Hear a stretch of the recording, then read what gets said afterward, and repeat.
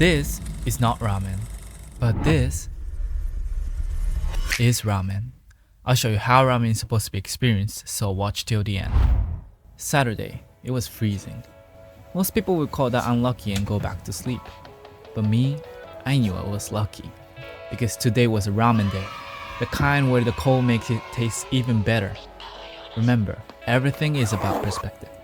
I'm running late, let's get to work. I chose Koenji, a city with the best ramen in Tokyo with just 15 minutes away. A treasure isn't a treasure if it's easy. As the freezing air stabbed my skin, I knew ramen had already begun. I refused to believe I was just one of the 14 millions in this city because my soul burned stronger than anyone's just for a bowl of ramen. With every stop, my hunger intensified. At this rate, I might just start biting the train handles. What the hell? 11 a.m. is a competitive standard for lunch, but I was running late, a fatal mistake. My rivals were already gearing up while I was still stuck on the train. 3 weeks later. And I was here. The wind blew stronger, colder, like a final test. But it was no longer my enemy. It was preparing my body for the divine warmth of ramen. Walking through the ramen capital, I had one question for my stomach. What's the move? Should I get bodied by a rich tonkotsu, drown in the deep umami of soy sauce, or achieve inner peace with a delicate chicken salt broth? As a Three Nations waged war inside my stomach, I smelled the scent of chicken-based soup. That was enough for me to choose shio ramen over anything else. As I tracked the luring scent, I finally arrived. To a line of 8 people. But don't worry, this is lucky actually because this was the final piece that was needed for a perfect ramen.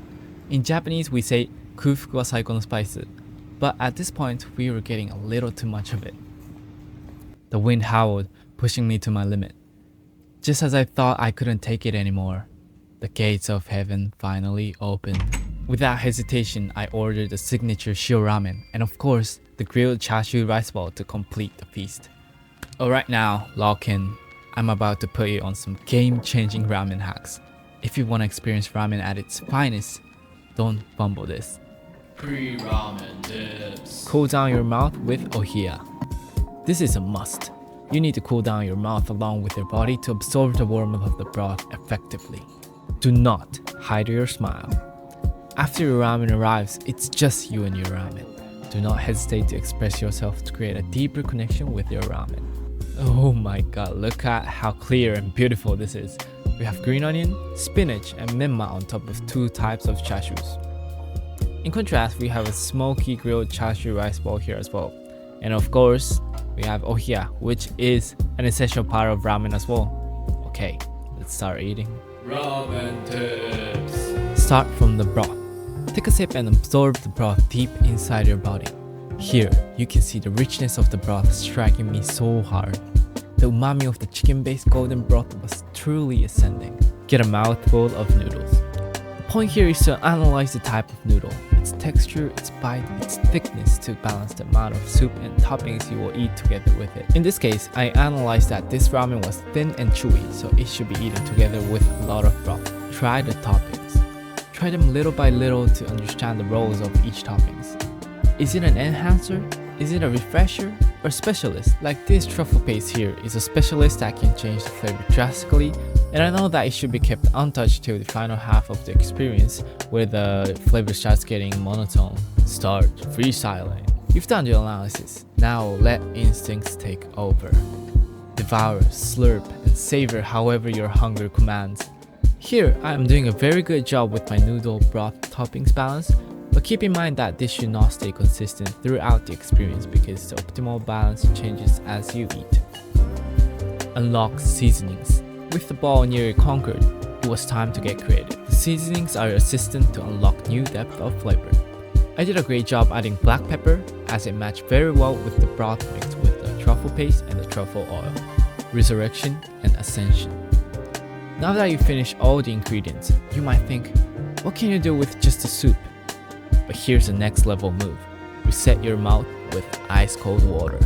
With this, your mouth is now fresh and cold. The final sips of broth will hit you even harder. According to my highly scientific research, this boosts overall satisfaction by at least 50%.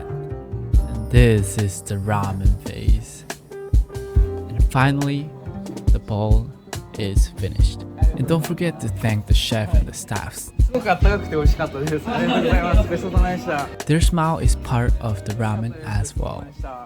Post ramen depression. As you go out the restaurant, you get hit by the cold wind and feel how harsh and cruel this world is. As you go through the 5 stages of grief, you understand that ramen is not just a bowl. It's an experience. It's a universe. And this will bring you back to ramen again. That's it. Thank you for watching. If you want to watch similar content, please comment, like, and subscribe because it took so much effort. See you at the next bowl. Bye.